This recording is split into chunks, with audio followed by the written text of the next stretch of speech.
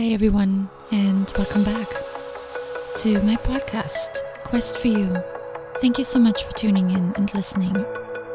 It is episode 122, and I'm going to talk about something very interesting today. The downward spiral. I have been wanting to talk about this topic for some time now. It has come up in several of my episodes, kind of on the side. And I decided I need to dedicate 2 episodes to this topic. Because as I dove into this topic, I noticed that the downward spiral really affects us in 2 very distinct ways. And both lead us downhill into what I want to call emotional abyss. One is driven almost exclusively by our thoughts, starting with a small irritation and ending in possible depression or worse. And that's the one I want to talk about today. And then we have another form that is more driven by our actions. The things we do that lead us further and further away from who we want to be. And episode 123 will be dedicated to that one. So negative thoughts and emotions are at play in both cases. That's usually where every dilemma starts, in our head. Today's episode kicks off with a quote that is super important, and I want you to memorize it if you can. I will repeat it a few times because this quote is our red thread through this episode, and it's by Eckhart Tolle. The primary cause of unhappiness is never the situation, but your thoughts about it. Easy to remember, right? Our thoughts, they're really good at leading us down that downward spiral that we so often talk about. It's the holiday season, and I know that not everyone is in holiday spirits. To be very frank, it's a tough time for me as well, and maybe for many out there that are away from home. The holidays are often associated with the fondest memories from our past. So it's normal to long for the people, the places, and the experiences we still have in those memories, and to lament the things that have been lost. And this is what happens to me.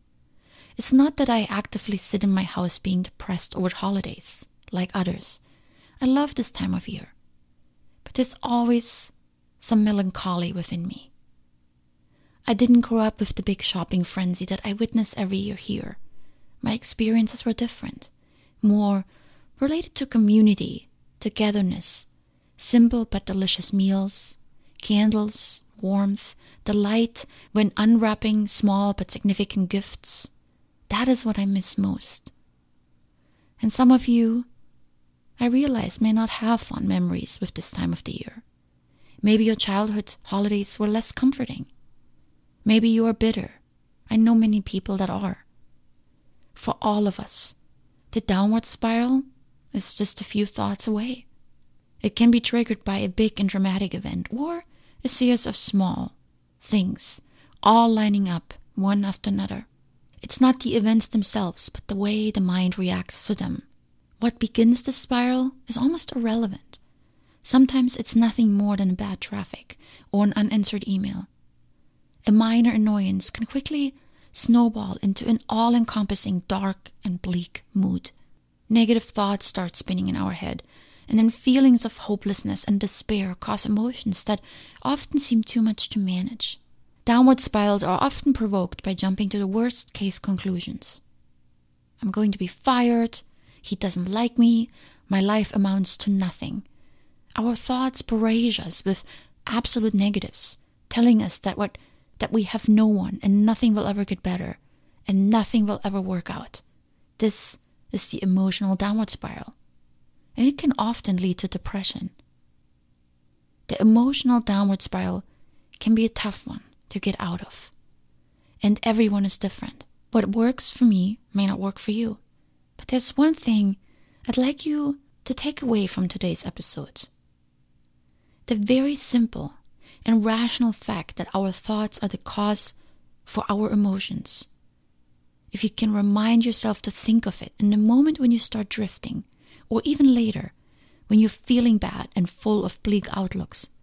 Sometimes you may need to cry for a little and go through that low. Sometimes it's a way to release some build-up emotions and stress. And then, when you are deep down and when you realize, what am I doing here? Why am I acting like this? Maybe then is a good time to remind yourself, aha, my thoughts. And maybe to remember our quote. A primary cause of unhappiness is never the situation, but your thoughts about it. And there are two strategies that help me immensely when I catch myself somewhere along the downward spiral of negative thoughts. I call them refocus and distract. Refocusing follows the acknowledgement of the spiral. When you catch yourself, no matter at what point along the spiral, as long as you catch yourself, that is what matters. Before you hit rock bottom and think that the world has come to an end, acknowledge the spiral. Often we realize it, but sometimes we are kind of happy in that little place of self-pity and wallowing. Right? We have to admit that. I think it can be kind of a self-soothing at times to cry and to feel sorry for yourself. Like children, when they just cry even after they realize everything is okay. Sometimes it's just what we needed, to cry and to let it all out. But often it can keep spiraling. And then there needs to be a point where you stop and you pull yourself out. And that's where refocus comes into play. You can do that anywhere. Shift your thoughts onto something else. And I'm not proposing forced positive thinking. If you have listened to my episodes, you know I'm not a big fan. I simply find it helps to think about something else, completely unrelated. Sometimes, when I think that my life is so horrible, I focus on something good. Maybe I think of my friends, the things I have accomplished in my life. And other times, I simply focus on a future event that I really look forward to. And then other times, I just have barely enough strength to think about the next thing ahead of me. Maybe that's an errand, a doctor visit, a simple task that I'm going to do next, and I center my mind on that. Try to get out of the spiral somehow. Since the spiral is driven by your thoughts, the best way to accomplish this is by shifting your thoughts. Not always easy, but definitely doable. And then the second recommendation is distract. If I can, I try to do something. This could be a workout, even though I don't feel like it. Once I get past the initial hurdle of driving to the gym and changing into my clothes, then usually I have enough momentum to keep me going. Distraction can be any activity that brings you joy. If it involves movement of some sort, even better. Movement involves your body in addition to your brain. It gets blood flowing, oxygen moving, and sometimes that's all we need to feel a little better. So don't listen so much to your feelings telling you that you're too tired to work out or too depressed to go for a walk. They just want to hold you hostage in that place of self-pity. Try to force yourself and get up. And if nothing holds, I sometimes resort to simple sleep. Lack of sleep, stress, poor diet, all these factors can contribute to you not feeling 100%. And then the downward spiral is even closer than ever. So make sure you tune in tomorrow when we talk about that other downward spiral that results when your willpower is low. So if I feel really drained and all my thoughts are negative, I forget about everything else I had planned for that evening. I take a hot shower and I just go to bed. I often feel so much better the next day. And so sometimes you're not able to do both, refocus and distract yourself. Sometimes only either works. When you're stuck in a car with a group of people, distraction may not be easy. And then also refocusing is hard. It calls on the willpower of the mind. It can be easier to just put your shoes on and your jacket and go out for a walk. It's important, though, to reinstate that inner equilibrium, which sometimes tilts a little to one side or the other. It's very normal. Just don't let it get a hold of you for days on end. And remember, the primary cause of unhappiness is never the situation, but your thoughts about it. So I'm sending you out into the day with my thoughts on the downward spiral.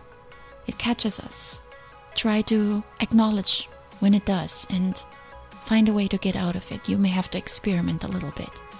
But this is what works for me, and I'm hoping that you find this useful for yourself. Much love. Until next time.